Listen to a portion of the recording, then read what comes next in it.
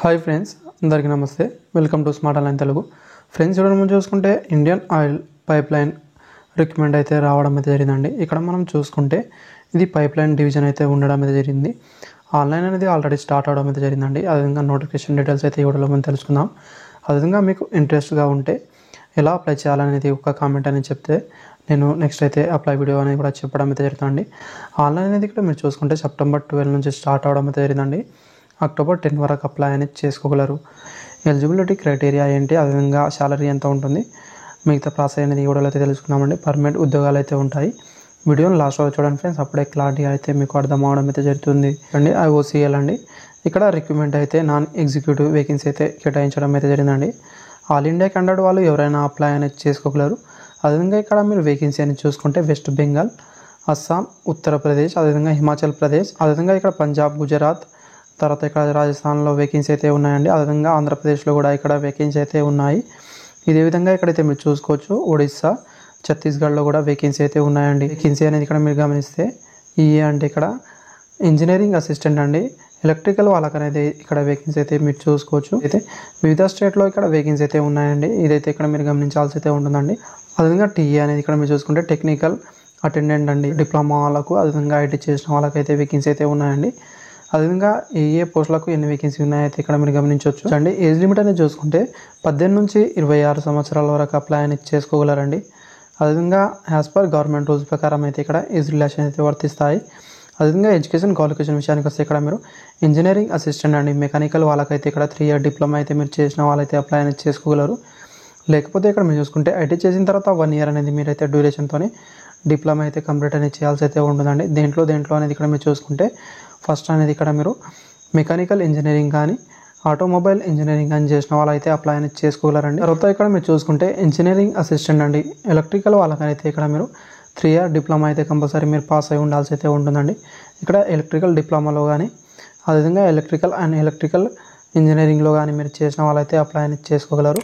తర్వాత ఇక్కడ మీరు చూసుకుంటే ఇంజనీరింగ్ అసిస్టెంట్ అండి, TNI వాళ్ళకనేది ఇక్కడ చూసుకుంటే మీరు ఇక్కడ 3 ఇయర్ డిప్లొమా అయితే చేసి అయితే ఉండాల్సి ఉంటుంది. దేంట్లో అనేది ఇక్కడ మీరు చూసుకుంటే ఎలక్ట్రానిక్ అండ్ కమ్యూనికేషన్ ఇంజనీరింగ్ కానీ, ఎలక్ట్రానిక్ అండ్ టెలికమ్యూనికేషన్ ఇంజనీరింగ్ కానీ, electronic and radio communication engineering కానీ, ఇన్స్ట్రుమేషన్ అండ్ కంట్రోల్ ఇంజనీరింగ్, అదేవిధంగా instrumentation and processing control engineering అండి, ఎలక్ట్రానిక్ అదేవిధంగా ఇంజనీరింగ్ చేసిన వాళ్ళైతే అప్లై అనేది చేసుకోగలరండి ఈ వేకెన్సీకి అనేది. నెక్స్ట్ మనం ఇక్కడ చూసుకుంటే ఇంజనీరింగ్ అసిస్టెంట్ ఆపరేషన్ అండి, 3 ఇయర్ డిప్లొమా చేసిన వాళ్ళైతే అప్లై అనేది చేసుకోగలరు.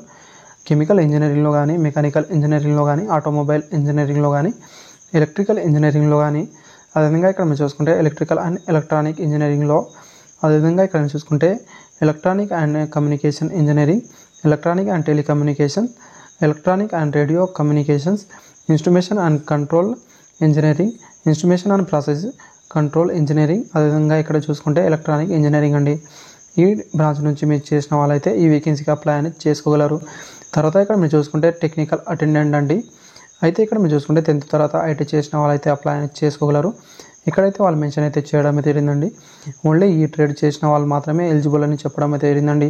ట్రేడ్స్ అనేది ఇక్కడ మీరు గమనిస్తే ఎలక్ట్రీషియన్ అండి, electronic mechanic, fitter, instrumentation mechanic, అదేవిధంగా ఇన్స్ట్రుమేషన్ మెకానిక్, కెమికల్ ప్లాంట్ అండి, అదర్తా మిషనిస్ట్ కానీ, machinist grinder mechanic come operator, electronic and communication system అండి, టర్నర్, వైర్మ్యాన్, డ్రాట్మ్యాన్ మెకానికల్ అండి, మెకానికల్ ఇన్స్ట్రుమేషన్ ఎలక్ట్రానిక్, అదేవిధంగా ఇక్కడ చూసుకుంటే మీరు ఇన్ఫర్మేషన్ టెక్నాలజీ అండి, SM, అదేవిధంగా mechanical refrigeration and air condition అండి, అదేవిధంగా ఇక్కడ డీజిల్ మెకానిక్ చేసిన వాళ్ళైతే అప్లై అనేది చేసుకోగలరు. తర్వాత ఇక్కడ మీరు శాలరీని చూసుకుంటే ఇంజనీరింగ్ అసిస్టెంట్ వాళ్ళకైతే స్టార్టింగ్ 25,000 అయితే ఉంటుందండి. లాస్ట్ వరకు మేము చూసుకుంటే 1,05,000 వరకు అయితే శాలరీ అయితే ఉంటుంది.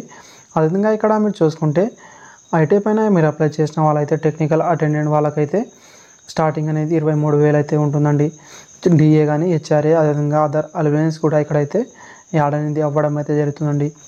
తర్వాత అప్లికేషన్ ఫీజు అనేది ఇక్కడ general, OBC, economical weaker section వాళ్ళకైతే 100 రూపీస్ అనేది ఫీజు అయితే ఉంటుందండి. అదేవిధంగా SC, ST, PWD క్యాండిడేట్ వాళ్ళకు ఎలాంటి ఫీజు అయితే లేదు. సెలక్షన్ ప్రాసెస్ విషయం అనేది మీరు ఇక్కడ చూసుకుంటే రైటింగ్ టెస్ట్, స్కిల్ టెస్ట్, అదేవిధంగా ట్రేడ్ ప్రాక్టికల్ అయితే ఉంటుందండి. అదేవిధంగా ఫిజికల్ టెస్ట్ కూడా అయితే పెడతామని చెప్పడం అయితే జరిగిందండి. రైటింగ్ టెస్ట్లో అనేది చూసుకుంటే జనరల్ క్యాండిడేట్ వాళ్ళకైతే 40% మార్క్స్ మీరు ఇక్కడ క్వాలిఫై అవ్వాల్సి అయితే ఉంటుందండి. SC, ST, ex-service man PWD candidate వాళ్ళైతే మీకు ఇక్కడ 30% మార్క్స్ వచ్చినా మీరు ఇక్కడ క్వాలిఫై అనేది అవ్వడం అయితే జరుగుతుందండి. స్కిల్ టెస్ట్ అదేవిధంగా ఇక్కడ ఫిజికల్ టెస్ట్కి మాత్రమే అయితే మీరు చూసుకోవాల్సి అయితే ఉంటుందండి.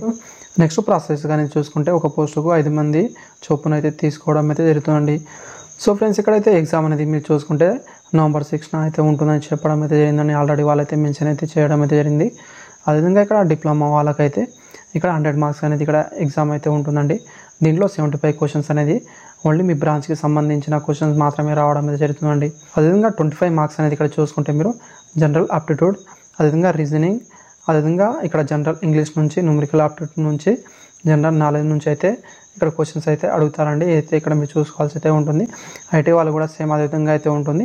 అదేవిధంగా 75 క్వశ్చన్స్ అనేది ఇక్కడ ఐటీకి సంబంధించిన క్వశ్చన్స్ అయితే ఉంటాయండి. ఇది 25 క్వశ్చన్స్ అనేది ఇక్కడ మీరు చూసుకుంటే జనరల్ ఆప్టిట్యూడ్, రీజనింగ్, అదేవిధంగా జనరల్ ఇంగ్లీష్, అదేవిధంగా న్యూమరికల్ ఆప్టిట్యూడ్, జనరల్ నాలెడ్జ్ నుంచి అయితే ఇక్కడ వస్తాయని చెప్పడం అయితే జరిగిందండి.